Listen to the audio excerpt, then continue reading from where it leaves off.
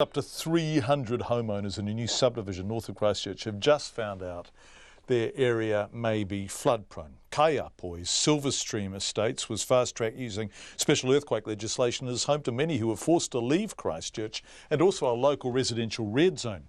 Conan Young reports. The mistake calculating flood levels was picked up by chance by a builder's surveyor. Work is now underway by the original surveyor to work out how many are affected.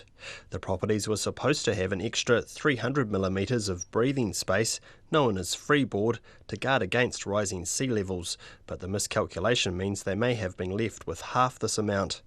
I asked a spokesperson for the developers, Fred Ram, whether homeowners who had already been forced out of their homes by one natural disaster were being re-traumatised by the botched calculations. One house is one house too many, and we're doing everything we can working with the appropriate professionals to get to the bottom of what it actually means and who is actually affected and who isn't. But Mr Ram says it's too early to say who will pay to fix the problem. Our absolute focus is to understand what the levels are.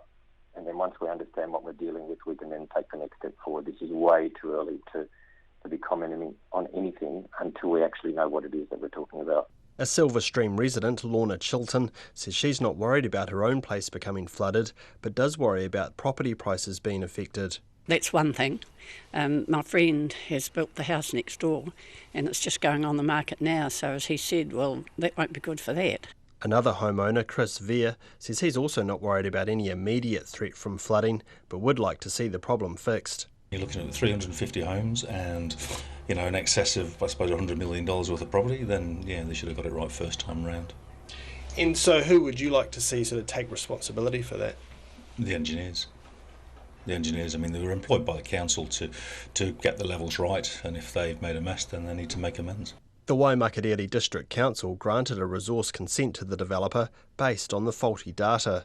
Its chief executive, Jim Palmer, says it's only by chance the mistake was picked up by the surveyor, and it's fortunate that further homes were not built there using the incorrect flood levels. It is industry practice to take benchmarks that are recorded on survey plans as an accurate basis for further work, and so it's unusual to then go back and recheck those benchmark levels, so it may not have been detected had that surveyor not done that work.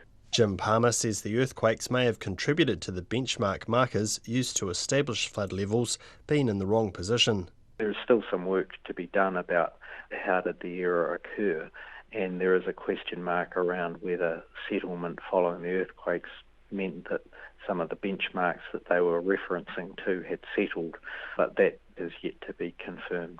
Nobody from the firm that miscalculated the flood levels, Davis Ogilvie, has returned calls for an interview. Residents should know within a week whether their homes are affected. In Ōtautahi, ko Conan Young tēnei.